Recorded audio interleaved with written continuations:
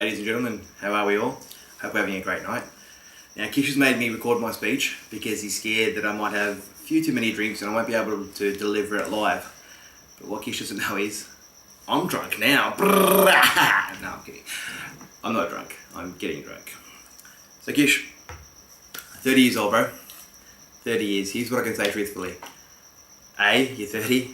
B, Buddha ho gaya yaar. And C, I'm actually really surprised that you made it to 30. And no, I'm not just talking crap. I genuinely mean that I'm shocked you've made it to 30. Let me explain. For those of you that don't know, Kish and I have, we've worked together for many years and we've been mates for even longer. And with that, there's a bit of travelling, both interstate and overseas. It was about this time last year, whilst we were in Las Vegas, that I was at the end of my patience. Now, for those of you that have Kish on Facebook, you will know about his really annoying habit of taking food photos and uploading them onto Facebook.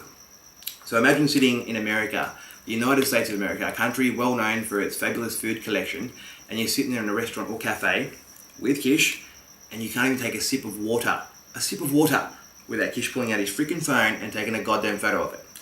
So we were there, I think it was the third night, our third night in Vegas, and we're sitting in the Panda Express. I remember it quite well.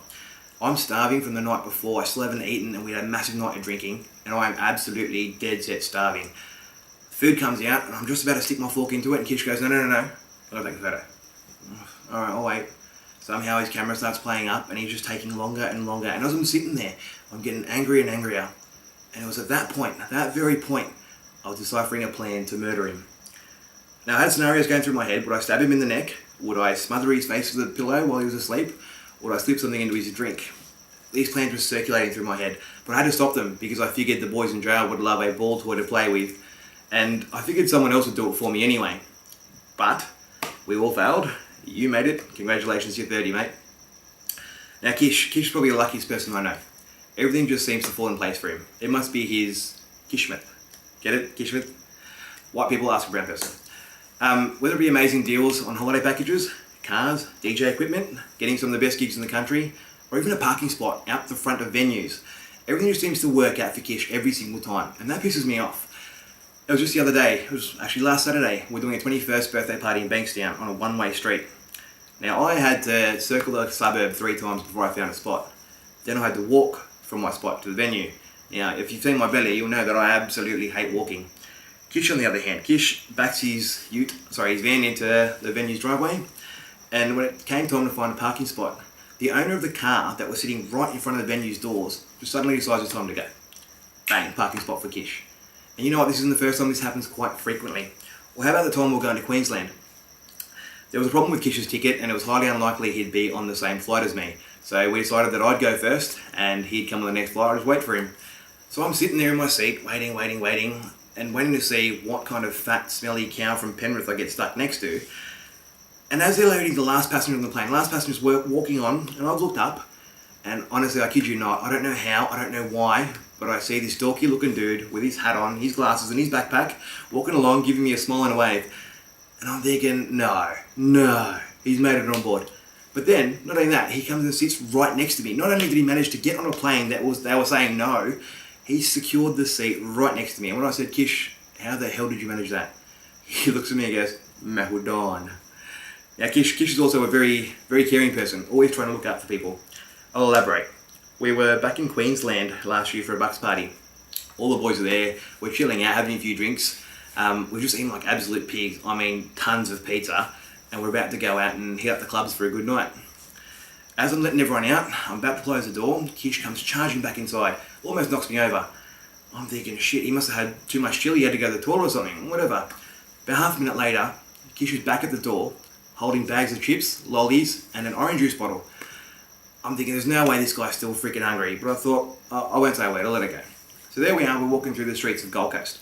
Now, I'm sure you guys can imagine, there are stunning girls everywhere. All us boys, we're their eyes wide open, we're smiling, we're nudging each other. But where the hell's Kish gone? Kish just walked straight up to a pack of these glamours, and he's like, hey ladies, do you want some snacks? And he's offering them his chips. How about some vitamin C? And he's giving them their orange juice. And you know what the worst part is, mate? And this goes back to his luck. These girls found it cute and kind. They're loving it. So we've gone, nah, we can't let this happen. We've gone and we've pulled him over and just gone, mate, go away. And the whole time he's going, no, you got to give them, they could be hungry, you got to look after them. And this is our caring mate. Now, whatever happened after that is pretty blurry. I don't really remember it. But speaking of things getting blurry, Kish has a really, really low tolerance for alcohol. I'm sure Johnny will touch on this a little bit later, as we've asked him many a times, okay, what's the story, bro? Like, my mum can drink more than you. And he always looks at us and goes, oh, bro, I don't drink every day, man. I don't drink every day like you guys. Kish's low tolerance for alcohol made a special appearance in Vegas. So I've been hearing about these Las Vegas obsessions for a while, and he finally convinced me that I needed to go as well. So last year we made the trip, and I thank him for the best time of my life, except for the first night. We drank this bottle of Sky vodka.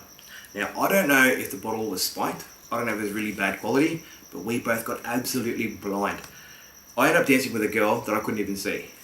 Literally, I had to drag her through the dance floor to Kish and go, Kish, is she normal looking? And she said, hey, go for it, bro, go for it. Mind you, Kish is sitting there talking to this one girl for forever, and he's thinking that he's picked up, right? And it was only towards the end, poor Kish realises that she's a, how do I put it, a working girl. So Kish just stood up and he's just taken off. And I'm going, shit, what happened here? So I walked up, I go, bro, what's wrong? And he looks at me, and I kid you not, he goes, chi chi chi, gundi cheese, which basically means yuck, yuck, yuck, that's disgusting. And the next morning, we were both feeling the consequences. As we're heading to return the hire car, Kish is in the driver's seat, mind you, we're driving along the Las Vegas Strip. I notice Kish is slowly winding down his window. Can anyone guess what happens next? That's right, our friend Kish has discovered this new talent of throwing up outside a car while still driving. And when I said to him, I go, hey bro, maybe we should clean up the car before we return it. He looks at me and goes, nah, they know who I am. Mahal Vegas Gagdon, meaning I'm the king of Vegas. And then he threw up again. Now this is where he got his name, Ulti Bay, and Johnny will agree with me, meaning the vomiting brother. Now guys, that's just some memories, some snippets of memories that's happened over the years. Believe me when I say there are thousands. Some I can't tell you, some you don't want to know about, and some I don't want to remember. It's been an incredible journey watching Kish develop into the person that he is today. I'm sure you all have your own memories and stories, so thank you all for listening to a few of mine. I hope I didn't bore you guys too much. Enjoy the rest of your night. But Kish, I've had the opportunity to watch you go from being a DJ hired out by a promoter to being the event organizer, pulling off some of the biggest shows some of the biggest Indian shows Sydney's ever seen. The best part of watching you grow has definitely been, well, being able to grow beside you. I've gone from being that annoying kid with a bald spot to that used to send you messages at 4 o'clock in the morning on Facebook saying, bro, you just smashed that gig, you ripped it up, to being the completely bald man, I suppose, standing beside you as you spin your decks and being your right-hand man and your events manager at Tantra Nights, helping you make the operating decisions for the company. I've learnt so much from you both professionally and personally. You've always talked about taking things to the next level and taking absolute pride in your work. And you know what, man, you deliver that every single time. Your 30th birthday, for instance, perfect example. No normal person goes through this much for a birthday, but you do. And I'm proud to say, you know what, we've pulled off one hell of a show once again. Now, although you do get on my nerves occasionally with your perfectionist mentality, how about your slow-ass driving, or whether it be your photo taking obsession, you know what, your photo taking obsession pisses me off the most, right? That really, really shits me. But, brother, you do inspire me to deliver my best in everything that I do. And I can honestly say it's thanks to you. I've improved in many aspects of my life, from the clothes that I buy, the people that I associate with, the music I listen to, the lifestyle I live, my future goals, and consistently striving to be the best I can be. But along with all that learning, there's always been lots of fun and laughter. There's never a dull moment when the three Stooges are together, regardless of whether we're chilling at each other's houses, at the car wash, at gigs, or we're just out and about. The good times never seem to end. Kish, from the bottom of my stone cold heart, I can't even speak. I want to wish you a very, very happy 30th birthday.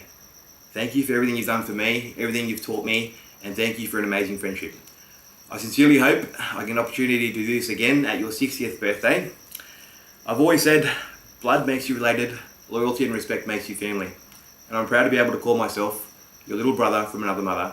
I love you, bro. Happy birthday. All the best.